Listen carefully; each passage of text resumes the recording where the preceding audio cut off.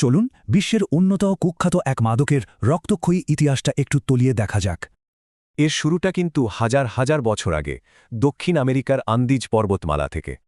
একসময় তো ডাক্তার থেকে শুরু করে পোপ সবাই এর প্রশংসায় পঞ্চমুখ ছিলেন।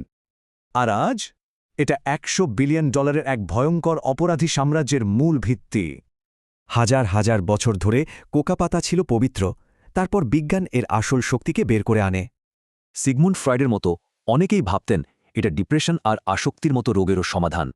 কিন্তু এর ভয়ঙ্কর আসক্তির দিকটা খুব তাড়াতাড়ি সামনে চলে আসে, আর এটাকে সরিয়ে দেওয়া হয়। কোকেন নিষিদ্ধ হতেই এর নিয়ন্ত্রণ চলে যায় ভয়ঙ্কর সব অপরাধী সংগঠনের হাতে। 80 দশকে পাবলো এসকোবারের মেডেলিন কার্টেল একাই বিশ্ববাজারের 80% নিয়ন্ত্রণ করত। এই নেটওয়ার্কটা সাউথ আমেরিকার জঙ্গল থেকে সোজা আমেরিকার রাস্তায় কোকেন পৌঁছে দিত। 80 দশকের মাঝামাঝি এই ড্রাগের একটা সস্তা সংস্করণ বাজারে আসে, যার ফল ছিল মারাত্মক। এটার নাম হয় ক্র্যাক। নেশাটা মারাত্মক, কিন্তু খুব অল্প সময়ের, আর আসক্তিও হতো খুব তাড়াতাড়ি।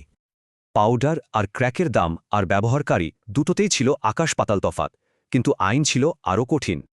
এই 100 বনাম 1 সাজার বৈষম্য হাজার হাজার মানুষকে জেলে পাঠায়, বিশেষ করে কৃষ্ণাঙ্গদের।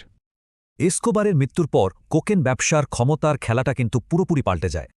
এল চাপোরের মতো মেক্সিকান কার্টেলগুলো তখন জায়গাটা নেয়, আর শুরু হয় চরম সহিংসতা। এখন কোকেন উৎপাদন ইতিহাসের সর্বোচ্চ পর্যায়ে, আর কলম্বিয়াই এখনও এর সবচেয়ে বড় উৎপাদক।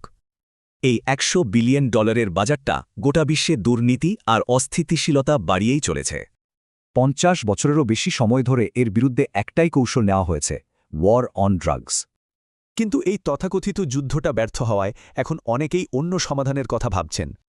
তাহলে প্রশ্নটা হল, 50 বছরের ব্যর্থতার পর এই দামি যুদ্ধটাই কি চলতে থাকবে,